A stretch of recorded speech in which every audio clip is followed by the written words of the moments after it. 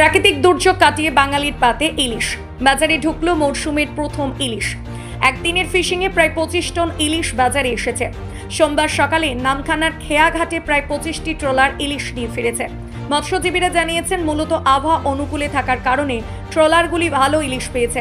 এরূপ আবহাওয়া থাকলে আগামী কয়েকদিনের ভিতরে বাজারে পর্যাপ্ত পরিমাণের ইলিশ আসার সম্ভাবনা তৈরি হয়েছে। এখন আজকের আমরা প্রায় সকালে যে খবরটা পেয়েছি, যে ট্রলারগুলো আমাদের রাত্রে বেরিয়ে গেছিল 14 তারিখ মধ্যরাত্রে, তো তারা অলরেডি একদিনে ফিশিং করে প্রায় কেউ 1 টন, কেউ 1.5 টন, কেউ 2 টন পর্যন্ত ইলিশ পেয়েছে। এরা যে সমস্ত ট্রলারে পেয়েছে তা না, একটা জোন আছে যেখানে দেখা যাচ্ছে ইলিশটা যেখানেই ছিল হয়তো ওই ট্রলারগুলো সেখানেই মাছটা পেয়েছে। তো এখনও পর্যন্ত আমাদের কাছে যা খবর আছে, আমাদের বিভিন্ন ল্যান্ডিং সেন্টারে যে ট্রলারগুলো ভিড়েছে তাতে প্রায় 25 থেকে 30 টনের মতো ইলিশ আমাদের ল্যান্ড করেছে। তো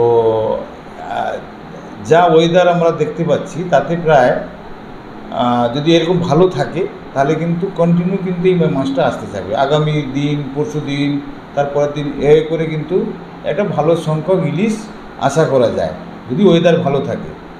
তো বিগত দিনে কিন্তু ভালো মাছ পাইনি, প্লাস আমাদের আবহাওয়াটা খুব অনুকূলে, এবং মানে আগাম যে বর্ষাটা, মৌসুমি বায়ুটা প্রভাবটা আগে থেকে পড়েছে। আর জালে পড়লে তো আরবার চোখ নেব। হ্যাঁ, দুর্যোগের অবস্থা খারাপ। তারপরে প্রথম টিপ তো এখন মোটামুটি একটু ভয় ভয় করে ফিশিং করতে হচ্ছে। 25-26 লাখ মাছ, 500-র ওপর থেকে 2 কেজি পর্যন্ত আছে। মোটামুটি প্রথম টিপ ছাড় না হলেই, লস না হলেই সেটাই আমাদের খুশি। 26 ক্যারেটের মতো, হ্যাঁ মোটামুটি হয়েছে।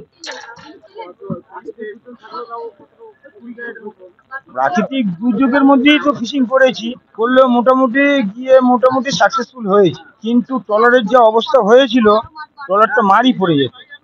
মানে এমন দুর্যোগ আবহাওয়া ছিল, সেটা মানে কাউকে না দেখলে বোঝানো যাবে না।